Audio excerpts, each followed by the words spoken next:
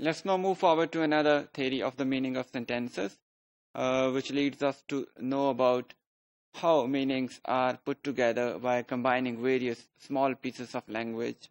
And this theory is roughly known as the compositional theory of meaning.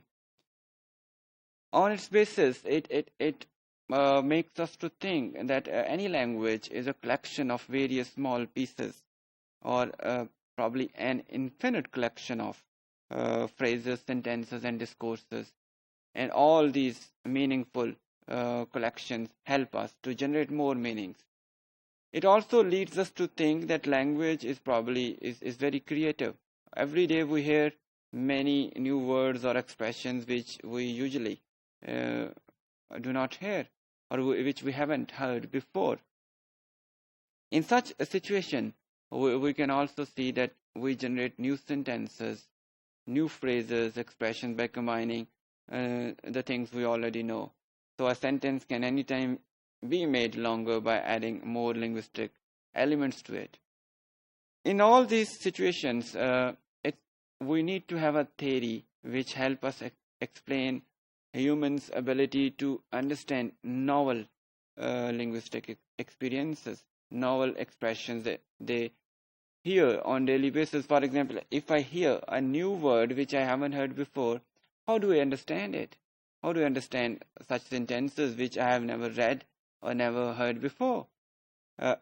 In order to respond, or in order to answer to such queries, we have the theory of we have the compositional theory of meaning, which believes that the meaning of a piece of language is based solely on the meaning of its parts and the way these parts have been combined with.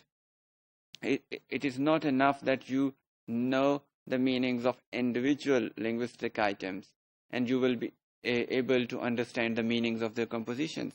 You also need to know the ways how they are combined in a certain linguistic structure.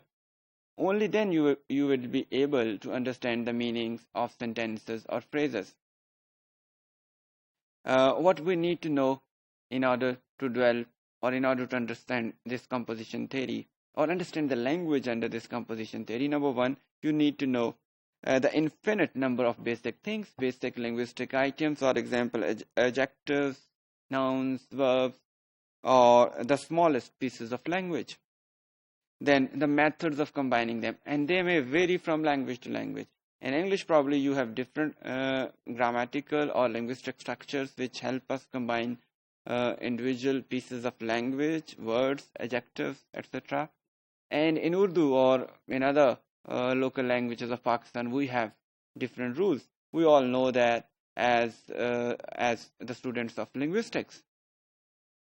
For example, we have a sentence here: dog barks. It's a combination of two words, dog and barks.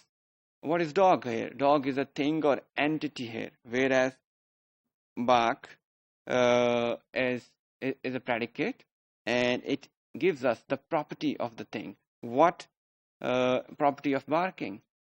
And in order to make a meaningful sentence or understand the meanings of a sentence, we have to saturate the thing with the property, or we have to combine the property with the thing, and only then we will be able to understand the meaning of this phrase or sentence.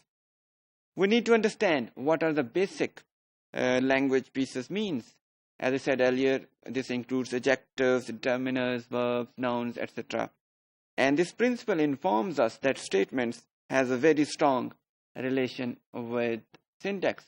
In order to understand the meaning and the making under the theory of compositionality, we need to understand that this theory relies heavily on the syntax or grammar of a language.